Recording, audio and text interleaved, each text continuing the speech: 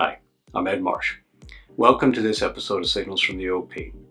Signals is designed to put new ideas and perspectives in front of busy industrial company executives in brief, easily digestible video chunks. Now, many presidents and CEOs of capital equipment manufacturing companies started their careers in sales back in the 80s. And the prospecting playbook from the 80s relied heavily on cold calling, both telephone prospecting and the in-person type. Now, I've heard and shared many nostalgic anecdotes about sales reps, including myself, driving around to the back of a shipping dock and trying to work their way into a company from there. While pay phones helped to check in with the office for messages, most phone cold calling was done on days reserved for that in the office. And of course, cold calling was necessary. Aside from networking, referrals, and trade shows, there weren't many ways to meet prospects. You received a few inquiries from industrial directories and yellow page listings, but most sales were created by industrial salespeople working industrial parks and manufacturing directories. Of course, it's a different world today. Now, locked gates prevent access to the loading dock, and of course, no serious salesperson was ever content simply leaving a line card at the reception desk. Further, prospects conduct research online, preferring the anonymity of self-service research to enduring mediocre salespeople. Now, that's the premise of inbound marketing, or what some call content marketing. It's especially effective with long sales cycle and complex sales that people tend to research extensively over months or even years. Even companies that build amazing content and great search reach will only still attract and convert a portion of those who are consciously trying to solve a related problem, achieve a related outcome, or purchase a comparable product or service. In fact, research shows that only 3% of your potential market is actively thinking about buying your product or service at any given time. And another 40% may be open to it given the right circumstances. In other words, at least half the market would consider doing something today to spend less or earn more, those fundamental business motivators. And among the other half, there's certainly relationships waiting to establish and insights to share so that when they're also in the market, they know where to turn. So that means that outbound prospecting is important. Regardless of the fact that inbound marketing is so common, you must take a multi-pronged approach to business development, as I discussed in another recent video that I'll drop a link to below. The good news is that in my experience, many companies realize this at some level. But while the outbound prospecting chitter-chatter acknowledges this, the pitter-patter is often anemic. And I hear lots of justifications and rationales. Our industry is different. Our buyers don't want to talk to sales until they have a project. Nobody in our industry uses LinkedIn. Our buyers are engineers who don't use chat, etc., etc., etc. And that's just about prospecting in general.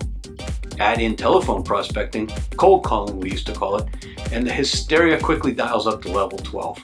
Nobody's in the office anymore. I don't take cold calls myself. Nobody answers anymore. It's hard to find mobile numbers. Gatekeepers have gotten too good. And of course, the old standby, just simply cold calling doesn't work. And I guess they're right, insofar as the point they're making is that sales is harder than it used to be, for sure. And so our playbooks, process, methodology, sales enablement, and sales skills all have to improve accordingly.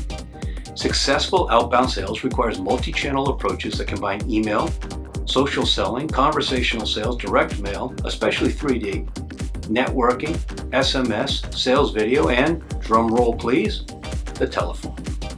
Strong sales teams coach, role play, record, analyze, and practice telephone sales, even for enterprise, long sales cycle, and complex sales. Now, there are different schools of thought.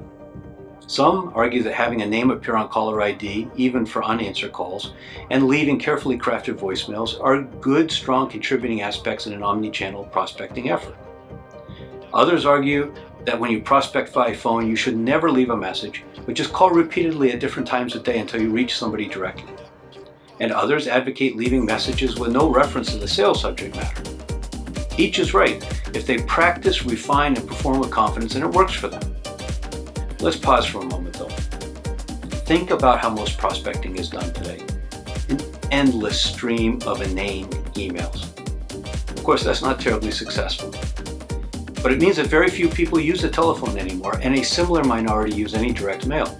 Simply incorporating those tools in your prospecting will help to differentiate your team and provide additional opportunities for your message to resonate with busy and preoccupied buyers on different days across the sequence, using channels that may be more comfortable for them when their mindset is different and priorities may be less pressing. So here's a question to ponder. How often do you wish somebody would just call you instead of sending another email? My guess is frequently. You may not have time to chat at length, but you'd certainly value the opportunity to have a nuanced conversation. It's really refreshing compared to just another email. To some extent, that's generational, but email is increasingly unpopular among rising generations as well. Now, don't misunderstand. Email works. It's an important tool for prospecting, for sales, and for customer success, but it's one tool that's complemented by others, and the telephone is underrated. There are wonderful tools to make calling more efficient, and best practices can improve performance, but it takes a lot of coaching. But with only 3% of buyers active, that means you must prospect to a huge portion of the market continuously. And in that context, cold calling is a key skill and an activity in consistent, predictable capital equipment sales and industrial revenue growth. It must be built on superb skills and a strong understanding of prospects' business challenges, but it works. Don't buy into the myth that cold calling is dead. I'm Ed Marsh.